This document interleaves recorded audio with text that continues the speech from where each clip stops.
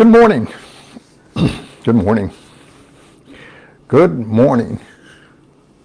Well, first of all, I want to thank everyone for wishing me a happy birthday yesterday. Golly, I'm 71 years old. I can't believe it. Listen, I had a good day. Went out to breakfast with a good friend. Played some tennis. Came back. Somebody sent me a dinner for my birthday.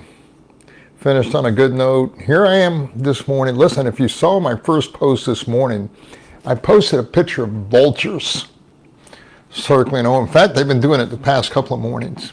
And the first thought that came to me was what it says in Revelation about, well, the vultures are circling over the dead because impending doom is coming. It is. Whether we like it or not, you know, the tribulation's coming. But more so than that, what's happening in this country and around the world right now. Okay, we're in that Habakkuk. You got to picture the scenario the way Habakkuk is seeing it. Okay, so I did this little timeline here. You got to almost get in the shoes of Habakkuk. Now, Habakkuk's a good man. He's a prophet. And he's God's spokesman and person that kind of is in the gap between the people and God. And he's seeing what's going on around the world, around him, and even with his people in Judah. Okay, so let me just kind of give you a picture of what Habakkuk is seeing. The Assyrians had risen to power, and they were destroying and being involved in wars and engagements all over the place. And then God raises up the Chaldeans, who are more wicked, yet brighter than the Assyrians. And they are beginning to persecute the people of Judah. Okay? And meanwhile, so Habakkuk's looking at these world powers coming on the scene, you know, like we see today with China and Russia, Iran, North Korea a little bit. But Habakkuk's looking at these world powers and how they're dominating and how they're coming down on Judah as well. But he's looking at Judah too, and Judah has been in rebellion. In fact, I read it, they were in decay morally. They were engaged in a lot of violence and greed. They were perverting justice, just like we're doing today. If you saw the news yesterday, the Supreme Court in Colorado voted to not allow Trump to be on the ballot, which has never happened before because he hasn't been indicted for anything. And if they could get away with that, they can basically control the election outcome. In fact, Republicans could do the same thing too. So you're going to enter into chaos. Okay, they open a can of worms there that's going to destroy democracy. Okay. But what we see in today's headline is very much similar to what was going on back then. So there's a lot of corruption, perverted justice, rebelliousness of the people of Israel and Judah. And you know what? They're indifferent to doom that's coming on them. It's impending at any moment. And yet they're going about business as usual. They had subjected themselves and got into a position of hedonism. In other words, pleasure-oriented living, much like people in America and all over the world today. It's not the same as it used to be. Well, it's limited to this country. No, just this morning I read about Wales, where a third of the population is now said to be homosexual and bisexual and all that. You know, not a few, but a third of the country. Who would have thought that from there? You know? And so Habakkuk is looking at these world powers coming in. He's looking at his own people, Judah, as being indifferent to what's going on and being rebellious. and all that. And it's very much like as we're reading today's headlines. Let me read to you, it was written by one of my professors in Dallas Seminary, Dr. Campbell, and he said this, while the stage is set for a global holocaust, not a local, but global, an unsuspecting home audience fiddles a happy tune. The nation's moral fiber is being eaten away by a playboy philosophy that makes personal pleasure the supreme rule of life. Hedonism catches fire while homes crumble. Crime soars while the church sours. Drugs, divorce, and debauchery prevail, and decency dies. Frivolity dances in the streets. Faith is buried. In God we trust just becomes a meaningless slogan on corroding coins. In such a world of crisis and chaos, Habakkuk speaks with clarity. This little book is contemporary as the morning newspaper. And it is, isn't it? You know, just before Hitler formed the ghettos there in World War II and brought all of the Jews together, just before that, there were signs that God was giving. Red flags were coming up. Yet the majority of Jewish people went about business as usual. They were indifferent. No, surely this can't happen here, not to us. Some of them took notice and left Germany, went to other places, got their families away, prepared hiding rooms, did different things, and others were indifferent, and they ended up being led to the slaughterhouse like sheep. Okay? Some managed to get out and rebel, but this is much the setting that's happening here in America today. Okay, if you can think of all the different things and the laws that have prevailed here in this country, from divorce to same-sex marriage to euthanasia to infanticide, abortion on demand, all the feminist movement, all these different special interest groups coming up that are literally destroying any kind of Judeo-Christian heritage we may have. Okay? Red flags have been going up for years. A lot of different people have warned us about it. Francis Schaeffer wrote in fact, you can see it on the radio, on Focus on the Family. I think it's about a 3-part series, The Moral Breakdown of America. And it's fascinating what he says. And he's doing this in the early 80s, late 70s. Okay, and I read and heard about that then. I didn't see how all this was coming. But you can slowly see the destruction of America as it is being dismantled, and other world powers are coming on the scene, much like in the days of Habakkuk. Okay, so we get to Habakkuk, and Habakkuk sees all this coming.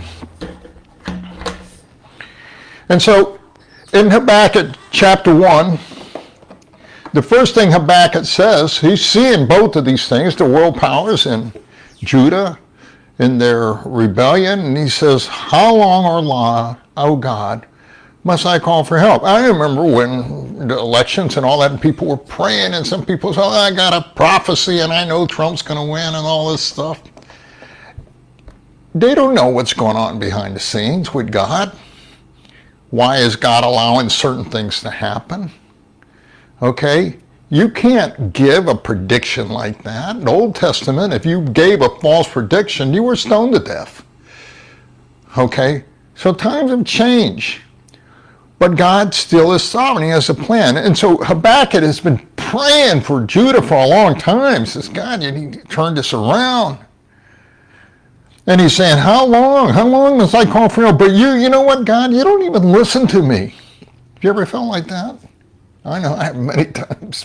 I write it down in my journals. God, I've been doing this for so many years. The same prayer I'm praying over and over. Why don't you do something?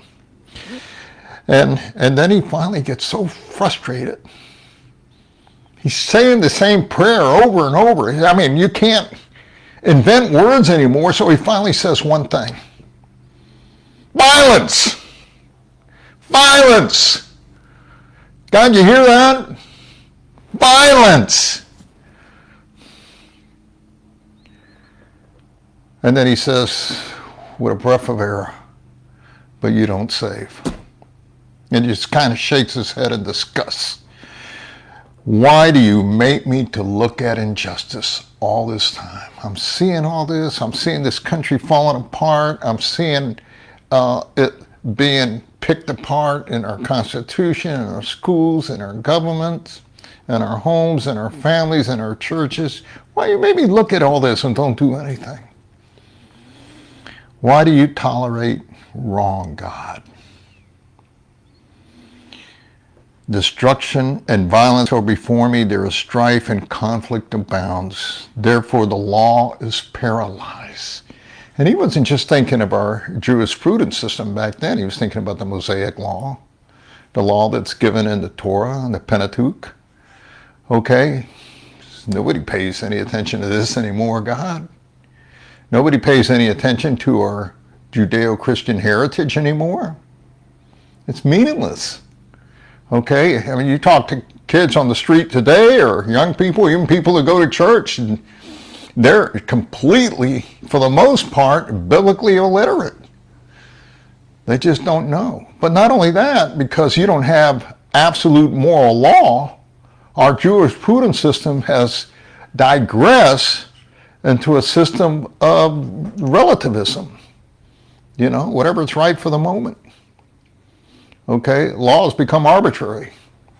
There isn't any absolute right or wrong anymore. You know, it just depends on what the trend is or what the mood is for the moment. It says injustice never prevails. You know, what's in the mind of certain judges? You can have the will of the people overturned by 2 or 3 corrupt judges. I've seen that happen in Colorado many years ago. Okay, and in Washington, even in Texas, here in South Carolina now, all over the states, you put a few corrupt Democrats recognize and realize that we set certain judges in certain places where they can make law. We can overturn anything, and they're real smart and shrewd about all that. And what can the people do? Okay, so that was so much so what's going on here is what Habakkuk was facing. But more than that, because now you got these Chaldeans and Babylonians breathing down their neck. Okay? And wicked hem in the righteous so that justice is perverted. Okay, now, so he says all this to God. Now God's going to respond to Habakkuk in a way that's going to utterly astonish him. He says to Habakkuk, hey, I want you to look at the nations and watch. Not just look at Judah. I want you to look all around. I want you to watch. And be utterly amazed. Isn't that fascinating? God says that. I want you to watch and be amazed. I think that's neat. That's really cool. Okay, I can look to my Father and say, you know, God, yeah, show me what you're going to do. Okay, surprise me. For I'm going to do something in your days that you would not believe even if you were told. So Habakkuk doesn't know what God's about to do. And God is about to stun him to the point where he's going to ask another series of questions to God. He says, I'm raising up the Babylonians. I'm raising up Nazi Germany. I'm raising up China. I'm raising up Iran, Russia, the rootless, impetuous people who sweep across the whole earth to seize dwelling places, not their own. What's he doing? He's now given a description. First he says, look and watch. Look at my intention. Now look at my instrument for my intention. And this just blows Habakkuk away, okay? And he says, their horses, this gives this description, they are feared and dreaded people. They are a law to themselves, okay? Totally arbitrary. Their horses, autonomous. They're autonomous. They don't answer to anybody, not to God, not to anybody. Their horses are swifter than leopards, fiercer than wolves at dusk. Their cavalry gallops headlong. Their horsemen come from afar. They fly like a vulture. So those vultures I put, swooping down to devour. Look at that if you didn't see it in my post that I did. And just picture thousands and thousands of vultures coming to feed on all the dead bodies. They all come bent on violence. Hey, you said violence, Habakkuk? More is coming. Their hordes advance like a desert wind and gather prisoners like sand. They deride kings and scoff at rulers. They laugh at all fortified cities. They don't care about Israel dome that shoots down missiles, or our so-called infrastructure that's in place here in America that is literally falling apart. They don't care about all that. They've already figured, look, if they could send a balloon across the United States and not get sent down until after it captured every picture and everything they wanted until it passes the coast of South Carolina, coming down all the way from the Dakotas, and this country does nothing about it, what do you think is going to happen then? Red flags, people. Then they sweep past like the wind and go on. Guilty men whose own strength is their God. And let me finish there, because that's going to pose another series of questions that Habakkuk, and I'm going to bring this next time, because he's going to ask God, how can you use China and Russia and Germany and Japan and all these wicked nations to discipline us? They're more wicked than we are. That's a normal question, isn't it? I'd ask the same thing. And I often ask that even in life that I live today. You know, God, why you let the wicked prosper? Why you let them get away with all this? And God's next answer is really going to blow Habakkuk away. And I'll bring that the next time. Meanwhile, thank you again for all your support, your prayers, and hang with me. A lot more is coming to this country. God bless you all.